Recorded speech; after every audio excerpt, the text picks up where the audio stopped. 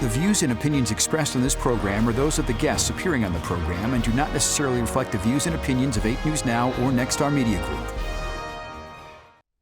Tonight on Politics Now, a Middle East peace deal, reaction from local Jewish congregations, and the Las Vegan credited with being a force behind it. Keeping the peace, Clark County Sheriff Kevin McMahill on his goals for a second term, and policing protests. Plus, preparing for a long shutdown, Nevada lawmakers look to shift money around and keep important programs running.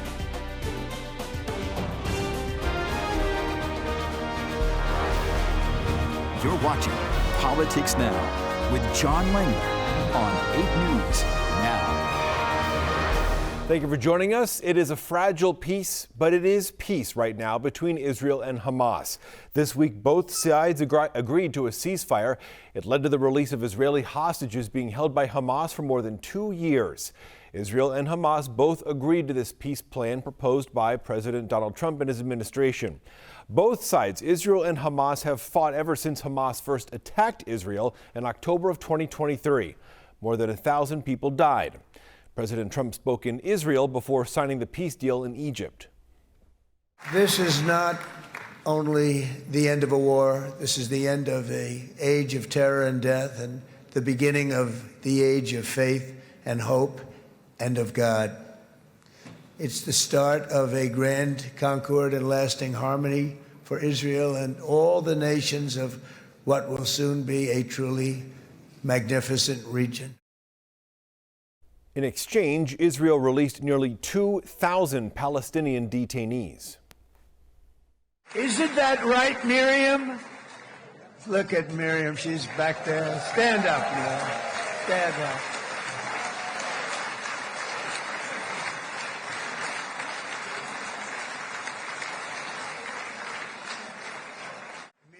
During his speech at the Israeli parliament, President Trump, as you see there, recognized Miriam Adelson. Adelson is the widow of Las Vegas Sands and Venetian resort owner Sheldon Adelson. They were married for 30 years before he passed away in 2021. The Adelsons are longtime supporters of Israel and major donors to the Republican Party. The hostage return did bring relief in southern Nevada's Jewish community. This week at Henderson's congregation Ner Tamid, a celebration was held in honor of those hostages returned. Rabbi Jessica Hutchings says she can finally remove the reminder of those hostages she was wearing for 2 years. It's been traumatic. It's been traumatic. I have a 5-year-old son, and so he's asked the questions like, Mommy, why are you wearing that? Tuesday also marked the final day of the High Holy season. Clark County Sheriff Kevin McMahill is running for re-election, and so far no other candidate has thrown their hat into the ring.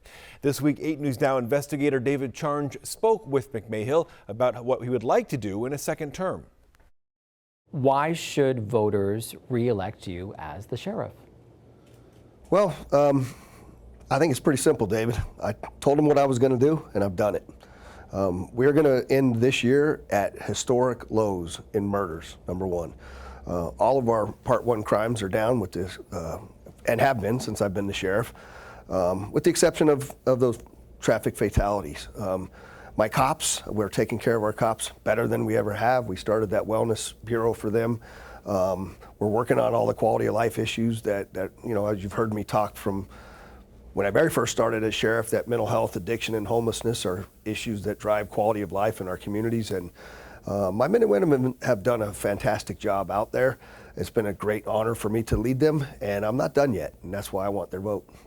What would a second term, I mean, it's kind of weird because you have to announce now. The election, as of now, you don't have anyone running against you, and we're talking about a general election that's still a year away. So what would a second 4 years look like for you? Well, one of the things that some people don't know about me is I don't like to fail. And I feel like I failed on this traffic fatality issue. But what I will also tell people that are watching and anybody else that's listening is that 160 people die in a year on our roadways here in my jurisdiction is not acceptable to me. And I want you to think about that. Those are 160 human beings, 160 families, mothers, fathers, sisters, brothers, aunts, uncles, that this Christmas, that person won't be sitting around the table with these people. we don't think about traffic the way that we think about a homicide, as an example. But you're far more likely to die on our roadways here in Las Vegas than you are to be killed by another human being. It's terrible. And these are things that my men and women have to respond to every single day.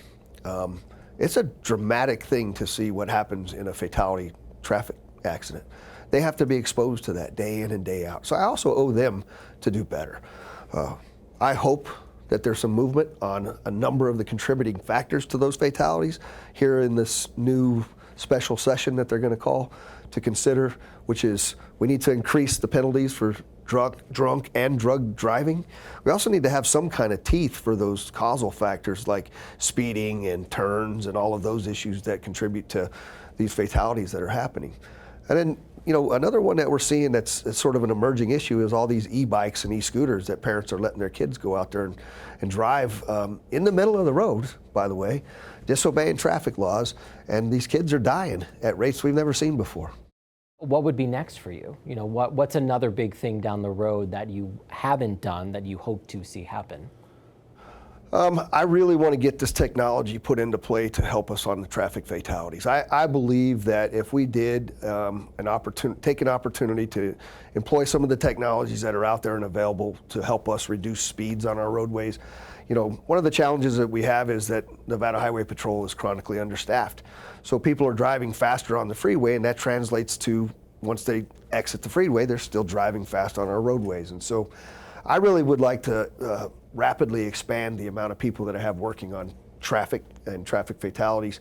I also, you know, I promised when I first became the sheriff that we were going to become the most technologically advanced police department in the country. We have a fleet of over 40 drones that are being stationed all around the valley, and they respond to calls for service. And there's already remarkable stories that come out of that drone's capabilities to go out and detect, identify, and follow people that are out there committing crimes. And we only use them when we get a call for a crime, right? I know there's lots of people concerned about privacy, and I am too. I don't like the big brother mentality. But when people are out committing crimes, it matters to me that we go get those individuals and do something about it. Sheriff McMahill says he is refiling, by the way, criminal charges against people arrested at a No Kings protest held downtown in June. Moving forward, he adds Metro Police will change how they handle protest arrests. Well, I'll tell you this much. We're not letting people go and riot in this town without the Metropolitan Police Department responding to it. But I also have a responsibility to fix it on the back end, which is I have an entirely new procedure for this upcoming riots that we've been told is going to happen on the 18th. There's 3 separate No Kings protests that day, and I can assure you if they start throwing those kinds of things at my cops, we're going to be taking action.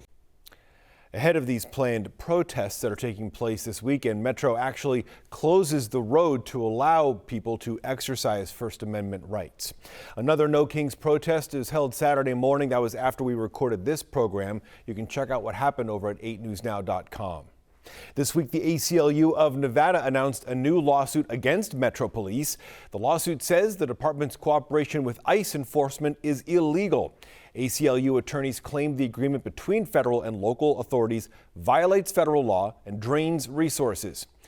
The case focuses on a Clark County inmate who was supposed to be transferred to an inpatient treatment facility, but instead is on an immigration hold. In Washington, there is still no solution to the federal government shutdown. Democrats and Republicans are not budging off their positions. Senate Republicans are trying to move forward with legislation to fund parts of the government long term, and that includes military pay. If we can't reopen the entire government, we can at least make some progress toward securing paychecks for our troops. It's always been unacceptable to Democrats to do the defense bill without other bills that have so many things that are important to the American people in terms of health care, in terms of housing, in terms of safety. That's Senate Minority Leader Chuck Schumer there, who says Democrats are holding firm in their goal of extending tax credits tied to the Affordable Care Act. Nevada Senator Catherine Cortez Masto is still voting with Republicans on the shutdown to get the government open. She's one of 2 Democrats trying to get the government back open again. The senator this week told us about her frustrations. Leadership, this administration, Donald Trump, his administration, they should be constructive. They should be really bringing people together to have this conversation, to negotiate through this impasse and really focus on how we help Nevadans and solve the healthcare problems they're dealing with. Meanwhile, this week, a federal judge temporarily blocked the Trump administration from firing some federal workers. The ongoing shutdown is forcing state lawmakers to start moving money. They want to try and keep food benefit programs that depend on federal assistance up and running. More than $7 million from Nevada's disaster relief account is now being used to keep WIC afloat. WIC is a program that provides for low-income families with children under the age of 5 or helps pregnant women. State officials say they've received enough tariff money from the federal government to run WIC through the end of the month. This extra money from the state will keep it going through Thanksgiving. About 55,000 Nevadans use WIC. Reed International Airport says it will not play a video message from Homeland Security Secretary Kristi Noem. The video blames Democrats for the ongoing shutdown, and it's meant to be seen by passengers who are in the TSA line. Aviation leaders in Clark County call it political messaging, and that, they say, would violate the Hatch Act. That restricts political activity at government workplaces. At least 4 other airports across the country are also not showing that video. Teslas from the Valley's underground tunnel system, the People Mover system, those Teslas are about to start driving to Reed Airport. This week, Nevada's Transportation Authority approved an application from Paradise Transportation. It allows Elon Musk's company to provide above-ground airport transportation with those Teslas already being used at the Vegas Loop stations. Local taxi companies fought against the decision. They say it's unfair. If they approve this Tesla tunnel, it's going to make it a lot more difficult for us taxi drivers to make money. I just worked a shift. I'm still on shift. Every taxi stand that we go to, slow. It's just not enough business.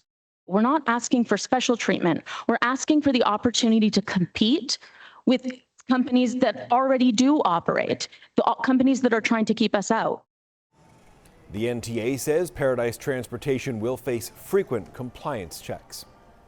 Next year on Politics Now, jumping into the race, the latest Republican hoping to become Nevada's next Attorney General. Plus, abuse in the classroom, a new lawsuit against CCSD and one of its former special education teachers.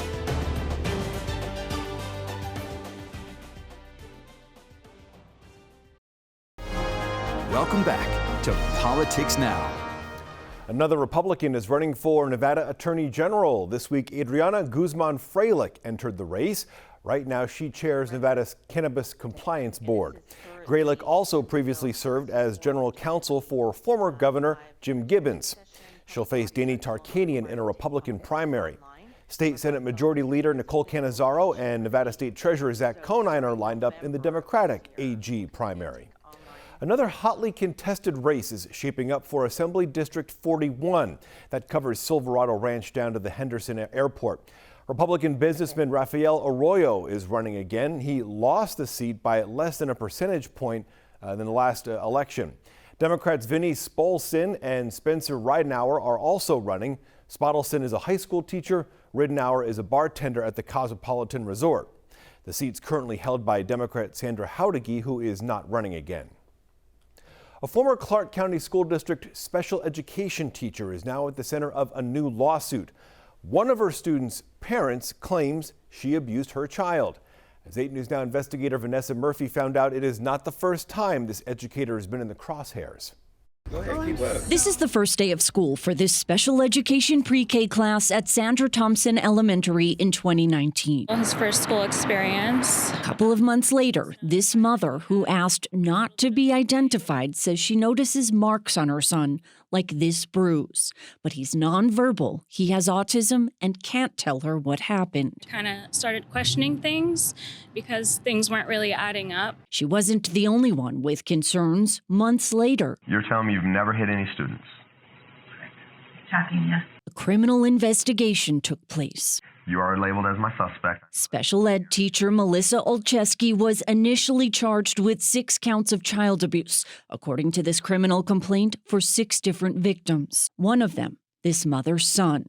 The complaint states Olszewski struck him on the head and/or body. I do feel like he's very much traumatized from the situation. She's suing Olszewski, the Clark County School District, and the school principal. Attorney Ann Fung is representing her. We want answers. We want accountability. According to their civil complaint, school leaders kept Olszewski in the classroom despite multiple allegations of abuse from parents and school employees the year before the criminal investigation. By law, school staff are mandated reporters. We want justice in whatever form we have now that's available. They allege negligence, rights violations, and more. And their lawsuit isn't the first one filed against Olszewski and the school district, putting taxpayers on the hook. Court records reveal multiple settlements, one as high as $2 million. Olszewski took a plea deal for misdemeanor disorderly conduct, complete impulse control counseling, and community service. Felony child abuse charges dropped. Case dismissed. The kids don't have a voice, especially kids with disabilities, and I want to be here and be a voice for my son, but also other families as well that may not know what's going on. That was Vanessa Murphy reporting. Olszewski's teaching license was under the name Melissa Walker. It's expired now. Back in 2020, 8 News Now reported Olszewski's teaching license wasn't immediately revoked, and she appeared to move on to a different school.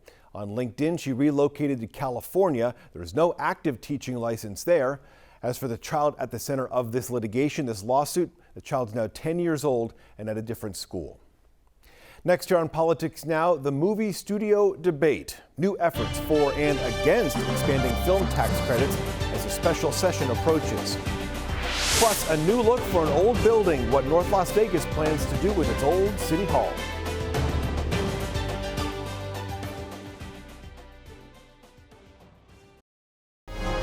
You're watching Politics Now.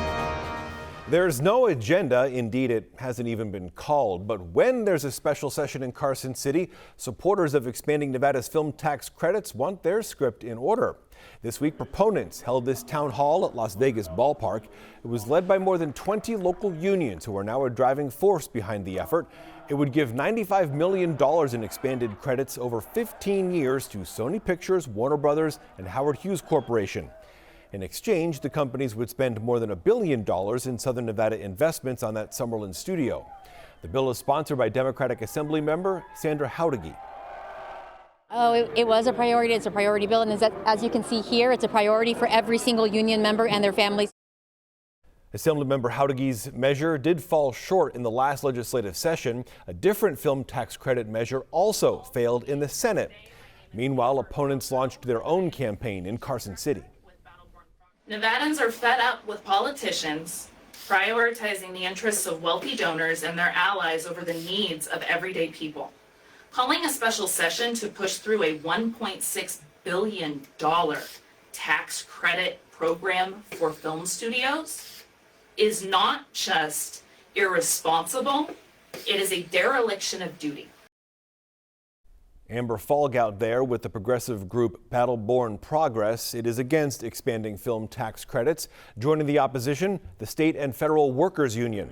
They believe state funds will be squeezed by the massive expansion of this program, and that would, they say, affect their work. Signs of change in North Las Vegas. This week, the city approved plans to remove a part of its past, the old City Hall. The project concludes years of trying to unload the long empty building. The pictures live on, even the embarrassing ones. I think I have a big bow in my head, too. Thank you, Naomi. North Las Vegas Mayor Pamela Goins Brown grew up at City Hall. Her father spent 20 years on the council. My most fun part was being out here on the beautiful lawn and just playing with other elected officials' children. These days, the lawn is still beautiful, but the old City Hall has seen better days. It opened in 1966. It was old. Yeah, it was old. Goins Brown followed in her father's footsteps. She was on the council when the city moved out in 2011. No one's been inside in 14 years. This is where it all began. This is where dreams started. North Las Vegas built its new City Hall down the street, right as it veered towards bankruptcy. It wasn't easy to open a sparkling new home while the city was on the brink. We know we had to do it, and for me, it was just, okay, we've got business to do. We've got to make some tough decisions. So the city moved and moved on. Nothing really happened with the old City Hall until now. These are plans filed with North Las Vegas to tear down the entire 19-acre site. In its place, a mix of homes, businesses, and a civic center. The developer, Agora Realty. It already has several other large projects around the city. You have to find the right fit when you are planning for the future, and so it takes time, it's a process. So, how much does an old City Hall and its land go for? The city got it appraised, $13.5 million. North Las Vegas plans to actually sell it to Agora for just under $2 grand. That price is designed to spark development.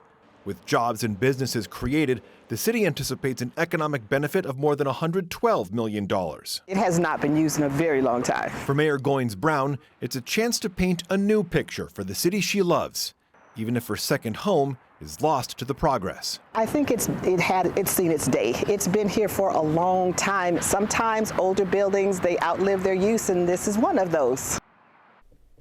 Agora Realty did not return our request for comment. City documents show, though, that it hopes to start site construction in 2027.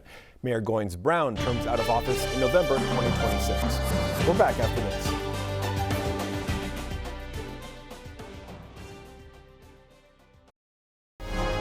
Welcome back to Politics Now. Monday was Columbus Day. On social media, President Donald Trump says he wants to bring that day back from the ashes as a federal holiday. In Clark County, Monday was Indigenous Peoples Day. Local officials and Native American leaders lit the Welcome to Las Vegas sign in celebration. However, it's not Indigenous Peoples Day for the state. That's on August 9th.